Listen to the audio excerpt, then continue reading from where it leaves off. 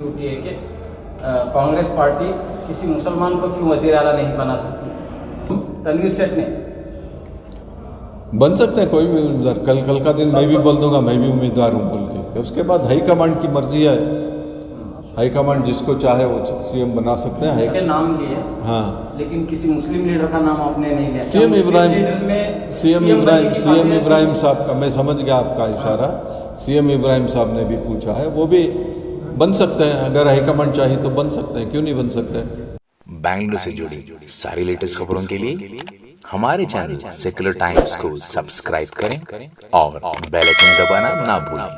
सबसे पहले आपके ही नायब चेयरमैन मुदब्बिर अहमद खान ने आपके खिलाफ आवाज़ उठाई थी, कहाँ तक पहुँचा है? आपने उसके खिलाफ शिकायत की, कोई पहल हुई या ऐसे ही मामला बरकरार है?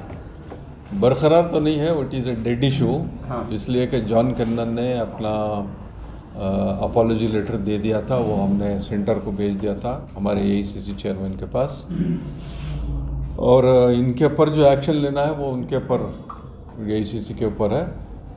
और जैसे जो भी वहाँ पे हमारे चेयरमैन हमको डायरेक्शन देंगे उसके मुताबिक हम करेंगे। कांग्रेस पार्टी में एक सिस्टम है, इलेक्शंस होते हैं, चुनाव होते हैं, उसके बाद में सीएलपी बुलाई जाती है और सीएलपी में एआईसीसी के जनरल सेक्रेटरी आते हैं, वो राय लेते हैं सबकी। राय लेने के बाद में दिल्ली में हाईकमांड, हमारा जो भी हाईकमांड है वो डिसाइड करते हैं। अब मुसलमान को भी पूछने का हक़ है, SC/ST वालों को भी पूछने का हक़ है, मेजर कम्युनिटीज़ वालों को भी पूछने का हक़ है। मगर यहाँ पे मामला किसको चीफ मिनिस्टर बनाना, अब ये मामला नहीं है, ये कोई इशू नहीं है।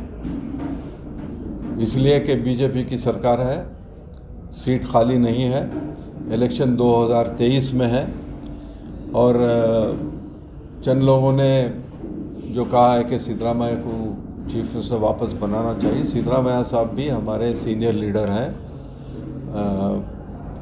अच्छे लीडर हैं, उन्होंने अच्छे काम किए हैं।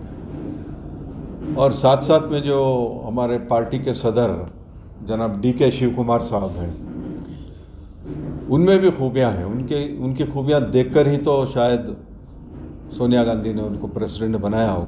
उनको भी बनने का हक़ है, सिद्धरामैया साहब को भी बनने का हक़ है, खरगे साहब को भी बनने का हक़ है, परमेश्वर साहब को भी बनने का हक़ है, सबको। सेठ ने भी कहा कि मैं भी उम्मीदवार हूँ। कौन? तनवीर सेठ ने। बन सकते हैं कोई भी उम्मीदवार। कल का दिन मैं भी बोल दूंगा मैं भी उम्मीदवार हूँ बोल के। मगर चीफ मिनिस्टर बनने की जिसके अंदर क्षमता है, जिसके अंदर क्वालिटीज़ हैं, जो लीडरों को जो जनता मानती है, जनता की आवाज़ उठाकर जनता के साथ जाने वाला और पार्टी को पावर में लाने वाला, यहाँ पे नाम लेने की कोई ज़रूरत नहीं।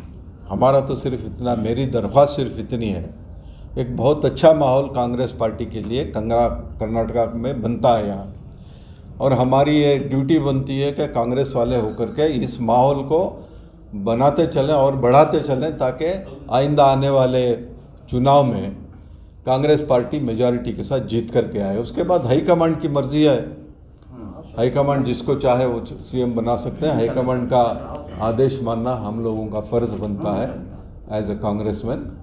तो मेरी दरख्वास्त हमारे लीडरों से इतनी है कि इस कंट्रोवर्सी को आगे ना बढ़ाते हुए सिर्फ कांग्रेस पार्टी को किस तरह से आगे लाया जाए, कांग्रेस पार्टी को पावर में आने के लिए क्या किया जाए और किस तरह से यूनिटी के साथ हम लोग काम करेंगे, ये ज़रूरी है। आपने और मेरी लीडरों के नाम लिए, हाँ, लेकिन किसी मुस्लिम लीडर का नाम आपने नहीं लिया। सीएम इब्राहिम साहब का मैं समझ गया आपका इशारा। सीएम इब्राहिम साहब ने भी पूछा है, वो भी बन सकते हैं। अगर हाईकमांड चाहिए तो बन सकते हैं, क्यों नहीं बन सकते। कौन सा? सीएम इब्राहिम भी बन सकते हैं। क्या बन सकते हैं? हाईकमांड अगर चाहिए तो वो भी सीएम बन सकते हैं।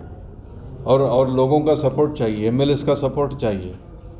मैं इसीलिए बोल रहा हूँ, इस कंट्रोवर्सी को अब यहाँ पे ख़त्म करना चाहिए। पार्टी के लिए काम करेंगे, पार्टी को आगे बढ़ाने के लिए, पार्टी को पावर में लाने के लिए सब लोग मिल करके काम करेंगे और एक यूनिटी के साथ अब पार्टी काम कर रही है। और इस तरह के ये बातें करके पार्टी में डिवीज़न लाएंगे तो आइंदा हमारे लिए गलत हो जाएगा। इसलिए मेरी दरख्वास्त सारे लीडरों से, हमारे कौम के लीडरों से और दूसरी कौम के लीडरों से इन जनरल मेरी दरख्वास्त ये है कि let us all jointly work for the party under the leadership of our KPCC president Shri DK Shiv Kumar साहब। मिलकर के अगर काम करें तो कांग्रेस पार्टी को कोई धक्का नहीं होगा, कोई हरा नहीं सकता। आइंदा आने वाली सरकार हमारी ही होगी।